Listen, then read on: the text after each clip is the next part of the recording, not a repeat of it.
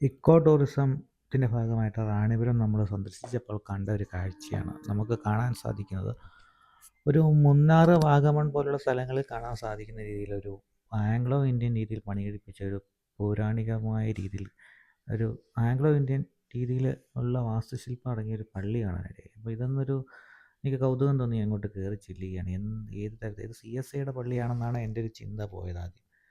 അപ്പോൾ ഞാൻ അതിൻ്റെ മുമ്പിൽ ചെന്നങ്ങനെ നോക്കിക്കഴിഞ്ഞപ്പോൾ അത് CSI ചർച്ച് പോലെ തന്നെ നമുക്ക് തോന്നുന്ന രീതിയിലുള്ള മുഖവാരവും അതിൻ്റെ ശില്പഭംഗിയൊക്കെ കാണാൻ സാധിക്കുന്നുണ്ട്. പക്ഷേ പെട്ടെന്നാണ് എൻ്റെ കണ്ണിലേക്ക് ഒരു കാര്യം ശ്രദ്ധയിൽപ്പെട്ടത്. എന്താണെന്ന് വെച്ച് കഴിഞ്ഞാൽ അതിൻ്റെ ജനാൽപ്പാളിയിൽ ഒരു മാർത്തോമാ ശ്ലീഹ, അതായത് പൗരസ്ത്യ സഭയുടെ ഒരു ചിഹ്നമാണ് ഈ മാർത്തോമാ ശ്ലീഹ എന്ന് പറയുന്ന എന്ന കുരിശ്.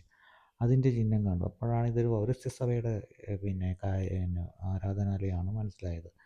സാധാരണഗതിയിൽ ഇങ്ങനെ പള്ളിയുടെ പേര്, അതിൻ്റെ ഡയോസിസ്, അത് ഏത് റീത്തിൽപ്പെട്ടെന്നൊക്കെ എഴുതി വെക്കാറുണ്ട്. പക്ഷേ ഇതിലത് കാണുന്നില്ല. അപ്പോൾ ആ പള്ളിയുടെ താഴ്വശങ്ങളെല്ലാം റിസോർട്ടുകളൊക്കെ വരാൻ വേണ്ടിയിട്ടുള്ള ശ്രമമാണ്. അവിടെയൊക്കെ റിസോർട്ടുകളൊക്കെ ഉടൻ തന്നെ പൊങ്ങും. അപ്പോൾ നമുക്ക് ഈ പള്ളിയുടെ മുഖവാരം വളരെ കൗതുകകരമായി തോന്നി. വളരെ പഴയ രീതിയിൽ പണി കഴിപ്പിച്ചിട്ട ഒരു പള്ളി. ഇത് സാധാരണഗതിയിൽ കാണുന്നത് നമ്മുടെ ഇടുക്കിയിലൊക്കെയാണ്. അപ്പോൾ ഇതിനുള്ളിലേക്ക് പ്രവേശിച്ചപ്പോൾ നമുക്ക് മനസ്സിലായി ഇതൊരു പൗരസ്ത്യ സഭയാണ്. അതിനുള്ളിൽ മത്ബഹയൊക്കെ വീരിയിട്ട് മറിച്ചിട്ടുണ്ട്. അകത്തള വളരെ നല്ല മനോഹരമാണ്. അതുപോലെ തന്നെ നമ്മളവിടെ ഇരുന്നൊന്ന് ആ പള്ളിയൊന്ന് കണ്ടു. അതുകൂടാതെ അവിടുത്തെ ഇത് കൺഫർമേഷൻ നടത്താൻ വേണ്ടിയിട്ട് ആ പള്ളിയുടെ ഇവിടുന്ന് നമുക്കൊരു തക്സ കിട്ടിയ തക്സയിൽ എഴുതി വെച്ചിരിക്കുന്നത് സീറോ മലബാർ സഭയുടെ കുർബാന എന്നാണ്. അപ്പം